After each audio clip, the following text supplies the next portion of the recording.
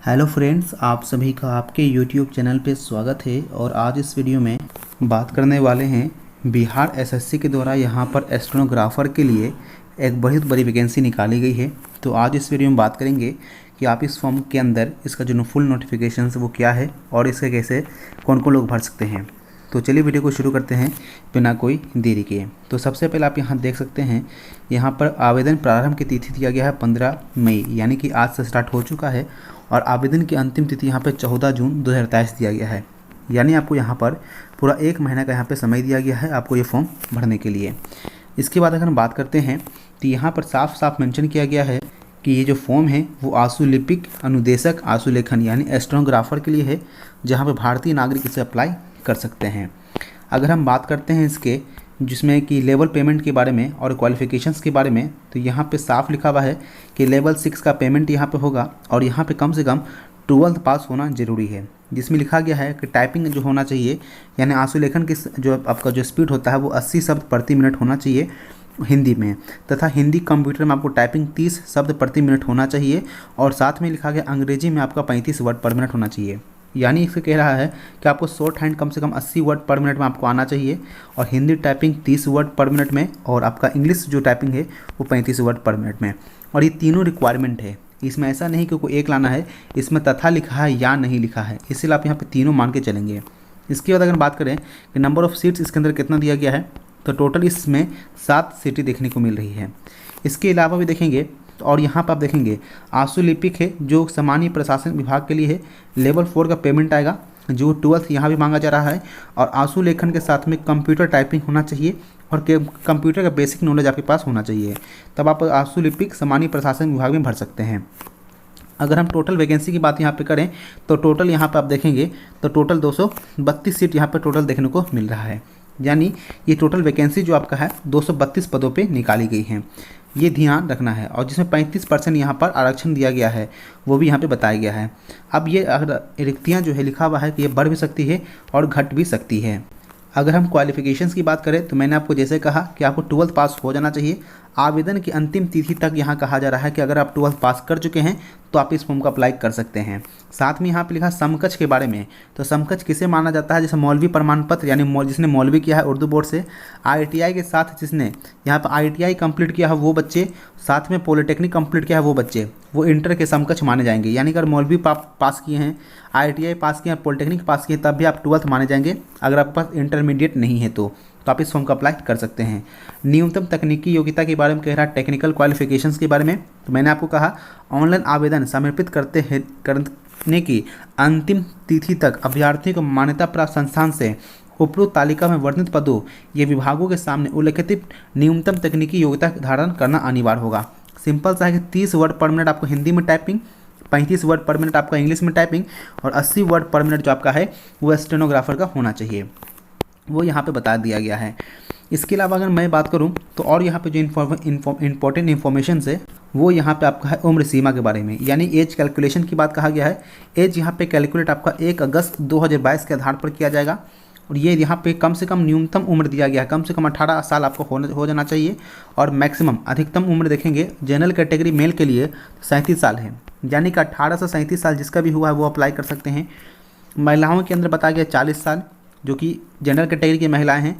EBC, BC1 और BC2 की हम बात करूं तो यहाँ पे मेल और पुरुष दोनों के यहाँ पे 40 साल है। और SC ST को यहाँ पे 42 साल है, यानी कि 37 में 5 साल SC ST को और 3 साल छूट मिला है OBC को, ये यहाँ पे बताया गया है। इसके अलावा मैं बात करूँ एग्जामिनेशन फॉर्म्स के बारे में, तो यहाँ पे पीटी का जो एग्जामिनेशन फॉर्म है वो यहाँ पे लिखा गया है कि पैसा आपको कितना लगेगा। जनरल कैटेगरी के लिए, OBC के लिए और BC1 BC2 के लिए 540 रुपया। SC ST की कहा गया है जो बिहार के अस्थायी निवासी उनको 135, और जितने भी विकलांग हैं चाहे किसी भी जाति को हों उनको भी 135 रुपये लगेगा। और सभी श्रेणी के महिलाएं जो सिर्फ बिहार के अस्थायी निवासी हैं उनको भी यहाँ पे 135, और बाकी जो अदर राज्य की जो भी महिलाएं या पुरुष होंगे उनको यहाँ पे 540 रुपया लगेगा, वो ये भी यहाँ पे बताया है। और यहाँ पे साथ में ये लिखा गया है कि परीक्षा की प्रकृति यानी कि सिलेबस कैसे होंगे, क्या कितने तरीके से होंगे, सिलेक्शन प्रोसेस के बारे में वो बताया गया है। तो यहाँ पे लिखा वस्तुनिष्ठ होंगे, यानी कि ऑब्जेक्टिव क्वेश्चन होगा। जहाँ पे लिखा गया कि अगर 40,000 से ज़्यादा अधिक आवेदन प्राप्त करने पर प्रारंभिक परीक्षा आयोजित की जाएगी। यानी अगर 40,000 से ज़्यादा अगर आप यहाँ पे फॉर्म भरा गया है तो यहाँ पे इसका एग्जामिनेशन होगा। अधिक आवेदन प्राप्त होने पर प्रारंभिक परीक्षा एक से अधिक चरणों में भी किया जा सकता है, ये यहाँ पे बता दिया गया। उसके बाद परीक्षा परिणाम जो है सामान्यीकरण यानी कि नॉर्मलाइजेशन की प्रक्रिया पे लागू करते हुए यहाँ पे लागू की जाएगी। टोटल यहाँ पीटी के लिए, पीटी से जो आगे जो बढ़ेंगे तो यहाँ पे 5 गुना बच्चों का रिजल्ट दिया जाएगा, जहाँ पे आपका व्यवहारिक परीक्षा के लिए बुलाया जाएगा। इसके बाद अगर बात करें परीक्षा में क्या क्या पत्र क्वेश्चन पूछे जाएंगे, तो यहाँ पे सामान्य अध्ययन है जिसमें जीके और आपका करंट अफेयर आ जाता है, मैथ है, साइंस है और यहाँ पे आपका रीजनिंग है। तो टोटल यहाँ पे 150 क्वेश्चन पूछे जाएंगे और यहाँ पर सही करने के लिए आपको 4 क्वेश्चन दिए जाएंगे, ये 4 नंबर मिलेंगे और यहाँ पे अगर नेगेटिव होता है आपका तो एक यहाँ पे नंबर काट लिए जाएंगे। टोटल घंटा आपको यहाँ पे 2 घंटा 15 मिनट का समय भी दिया जाएगा, ये भी यहाँ बताया गया है। अब बात करते हैं लिखित परीक्षा का सिलेबस किस प्रकार से है, क्या क्या पूछे जाएंगे, तो यहाँ पर पूरा आपको देखने को मिलेगा। अगर इसका चाहिए तो आपको यहाँ पर इसका PDF और लिंक आपको डिस्क्रिप्शन में मिल जाएगा, वहाँ पर जाकर देख सकते हैं। इसके बाद यहाँ देखेंगे आपको फिर इसके बाद स्किल टेस्ट के लिए बुलाया जाएगा, जो बच्चे पास कर जाएंगे। तो यहाँ पर जो डिक्टेशन है आपका यानी हिंदी श्रुति लेख है 80 शब्द वर्ड पर मिनट आपका होना चाहिए और यहाँ पर 4 मिनट तक आपको लेखापान की जांच की जाएगी। पहला तो ये कहा है। इसके बाद यहाँ पर आपको डिक्टेशन लिखने के लिए भी दिया जाएगा, 1 मिनट का यहाँ पे लेखापान जांच के बाद आपको डिक्टेशन लिख दिया जाएगा। उसके बाद श्रुति लेख टंकित की बात करता है तो आपको 20 मिनट का समय दिया जाएगा यहाँ पे श्रुति लेख टंकित करने के लिए। और उसके बाद यहाँ पे 10% से ज़्यादा आपका गलती नहीं होना चाहिए, यानी कि 90% अगर एक्यूरेसी है तो आपको ये सही माना जाएगा। अगर आप 89% एक्यूरेसी करते हैं तो आप डिस्क्वालीफाई होंगे। तो आपको 90% से प्लस आपको हमेशा क्या लाना आपको है, एक्यूरेसी रहना है। अगर वहीं पे हिंदी टाइपिंग की बात करते हैं 33 शब्द प्रति मिनट होना चाहिए, यानी 300 शब्द आपका 10 मिनट के अंदर टाइप हो जाना चाहिए। उसके बाद यहाँ पर जो इंग्लिश टाइपिंग है 350 शब्द आपको होना चाहिए 10 मिनट के अंदर, यानी 35 वर्ड पर मिनट के यहाँ पे मांगा जा रहा है। इसके बाद यहाँ पर आप देखेंगे जो यहाँ पे एक्यूरेसी मांगा गया है वो 1.5% है, यानी कि आपको 98.5% तक आपको एक्यूरेसी हमेशा मेंशन करना होगा, वो यहाँ पे बता दिया गया है। लिखित परीक्षा के बाद जो आपका स्किल टेस्ट होगा उसके बाद यहाँ पे सूचना प्रकाशित की जाएगी एवं प्रकाशित सूचना के आलोक में ही वैवाहिक परीक्षा का आयोजन भी किया जाएगा, यानी पीटी एग्जामिनेशन हो जाने के बाद ही आपका स्किल टेस्ट के बारे में अलग से नोटिफिकेशन जारी किया जाएगा। यहाँ पे क्वालिफाइंग मार्क्स से इसका कोई मतलब नहीं करता है, लेकिन इसको आपको देख लेना इसी तरह है, इसको कोई काम का है नहीं।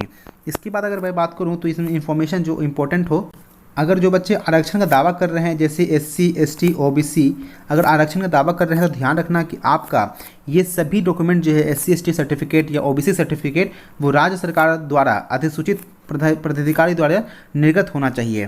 तो ये ध्यान रखना, आपको नवासी प्रमाण पत्र भी बना के रख लेना होगा और ये काउंसलिंग के समय में आपको देना होगा। अगर आप नहीं दे पाएंगे तो आपको जनरल कैटेगरी मान लिया जाएगा, ये यहाँ पे सभी के लिए बताया गया है। लेकिन अगर महिलाओं की बात करते हैं, जो महिलाएं आरक्षण का दावा करने वाली हैं, विवाहित महिलाएं हैं, उनका जाति या क्रीमी लेयर सर्टिफिकेट जो होगा उनके पिता का नाम का होना चाहिए, ना कि उनके पति का नाम का। तो ये भी आपको ध्यान रखना है। तो अपने पति का नाम का कोई भी डॉक्यूमेंट आपको नहीं बनाना है, मेनली आपको जाति प्रमाण पत्र आपके पापा का नाम का ही बनाना है, वो आपको ध्यान रखना है। और ये कहाँ से बनेगा, तो आपका जहाँ से नहरा था यानी आपको जो घर एकदम है महिलाओं का वहीं से उनका बनेगा।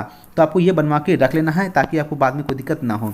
तो ये रहा इंपॉर्टेंट इन्फॉर्मेशन जो आपको ज़रूरी था, तो मैंने आपको बता दिया है। अगला वीडियो जो होगा कैसे ऑनलाइन करना है इसके बारे में आपको बताने वाला हूँ। तो चलिए, आशा करता हूँ वीडियो अच्छा लगा होगा। अगर वीडियो अच्छा लगा हो तो लाइक शेयर और चैनल को सब्सक्राइब कर लीजिएगा। मिलेंगे जल्दी नेक्स्ट वीडियो में। Thank you for watching this video.